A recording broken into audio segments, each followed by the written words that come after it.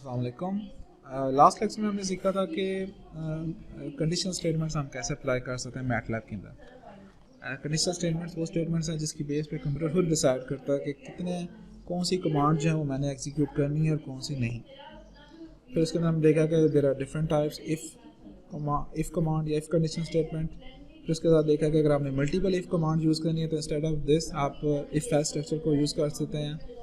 और दैन उसके बाद ज़्यादा अगर आपने नेस्टेड करना है तो फिर आप एल्स इफ ये पूरा एक डिटेल स्ट्रक्चर को यूज़ कर सकते हैं। साथ साथ फिर हमने देखा कि स्विच स्टेटमेंट को भी इस्तेमाल किया जा सकता है अगर आपने सिर्फ मैच मेकिंग करनी है, यानी कि कोई भी इनपुट है और अगर आपने मैच करनी है जो कि आपके पास गिवन लिस्ट है तो instead using if else structure आप जो है इसके अंदर simple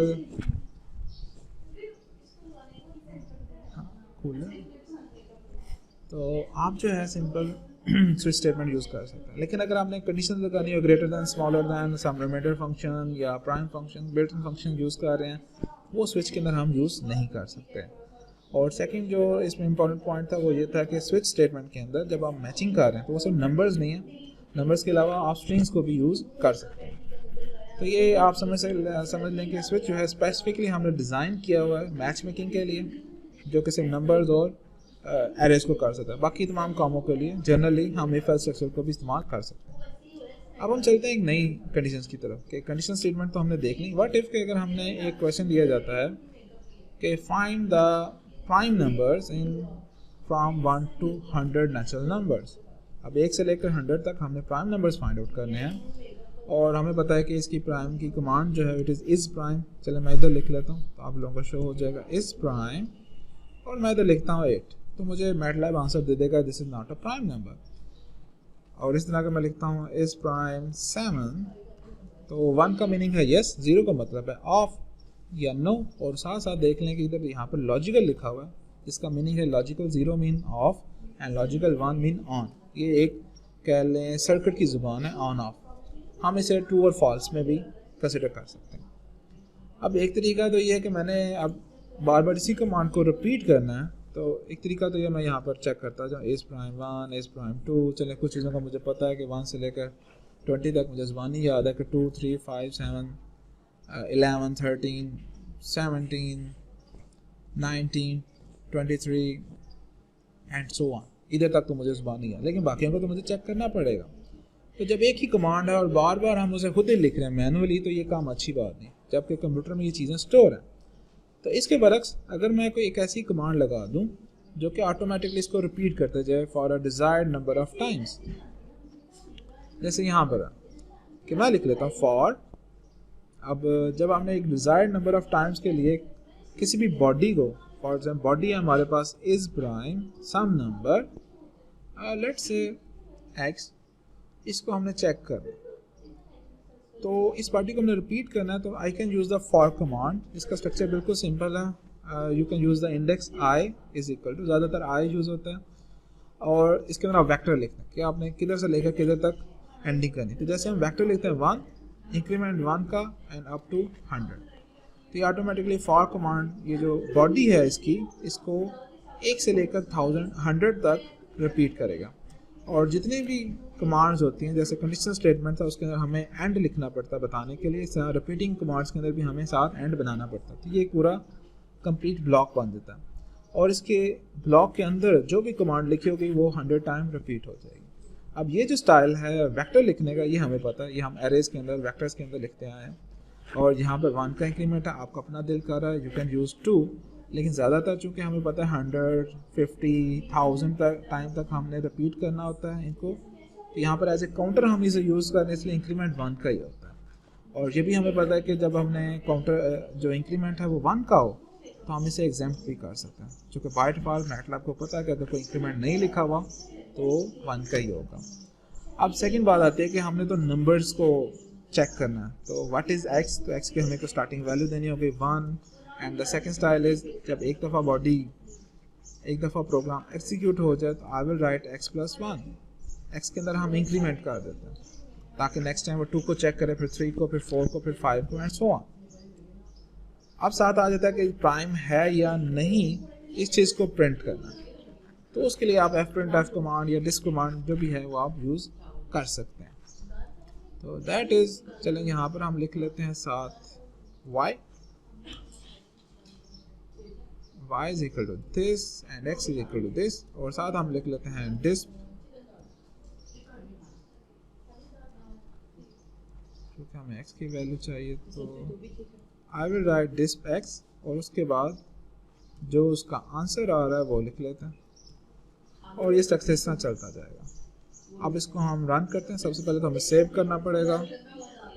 let's say we can use for loop example.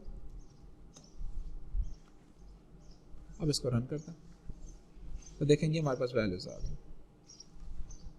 और ये कहाँ तक आई है 100 तक। इसका कुछ आउटपुट इस तरह आएगा कि वी हैव वैल्यू 1, उसका आंसर आ रहा है 0, यानी कि 1 जो है प्राइम नहीं है। 2, उसका आंसर आ रहा है 1, प्राइम है। 3, उसका आंसर आ रहा है 1, प्राइम है। 4, प्राइम नहीं है, एंड सो ऑन। अब ये सारा स्ट्रक्चर नीचे तक चलता जा रहा है। तो इसके अंदर क्या हुआ कि मैंने सिर्फ मैटलैब के अंदर ये 6 या 8, चले 8 तो मैंने ज़्यादा कह लिया, 7 लाइन्स की कमांड लिखी हैं और मुझे उसका आंसर मिल गया, इंस्टेड कि मैं 100 दफ़ा इस प्राइम लिखता।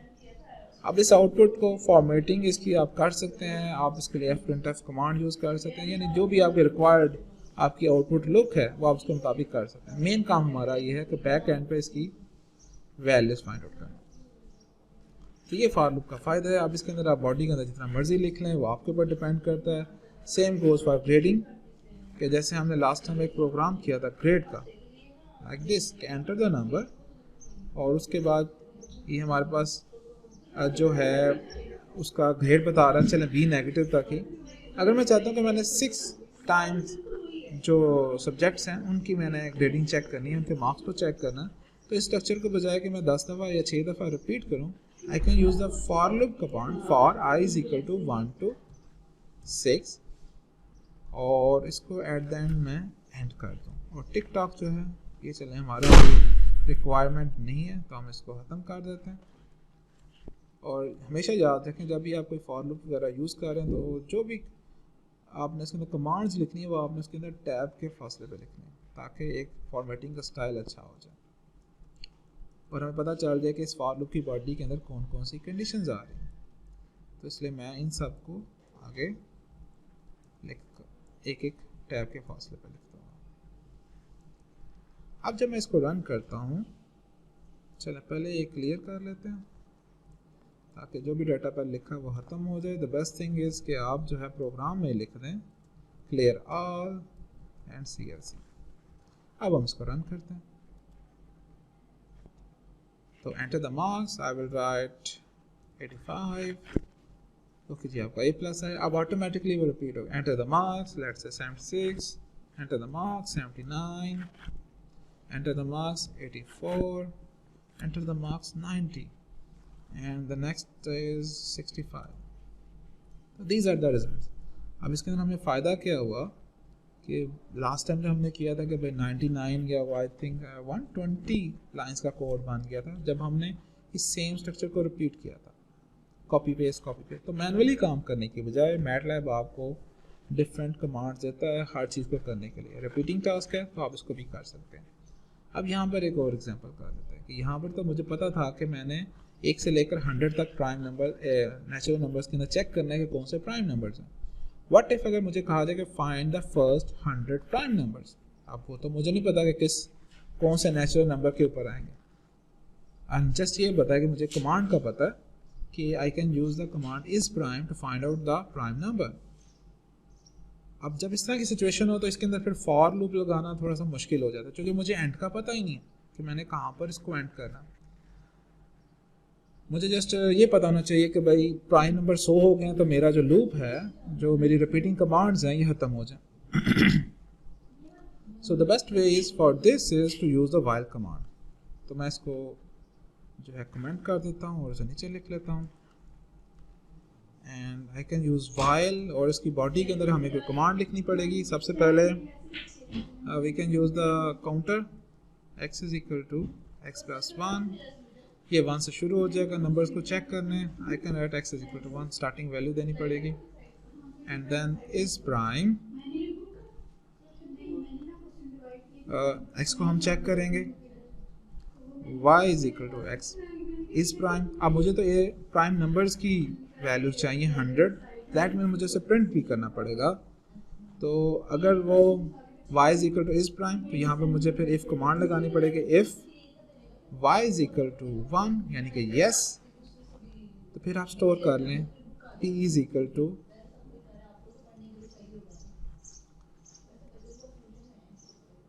लेट्स से pi, जो कि मैं एक वेक्टर बना लेता हूँ बजाय के 100 वेरिएबल्स लेके, we can use a vector array, ये हमें प्रोग्रामिंग का असूल पता है। तो P I is equal to x. अब जाहिर सी बात आई इज समथिंग, तो मुझे आई की भी वैल्यू देनी पड़ेगी, तो I will write I is equal to 1, p I is equal to x, और इधर हम लिख देंगे I is equal to I plus 1, ताकि आई का काउंटर भी ऐड हो जाए।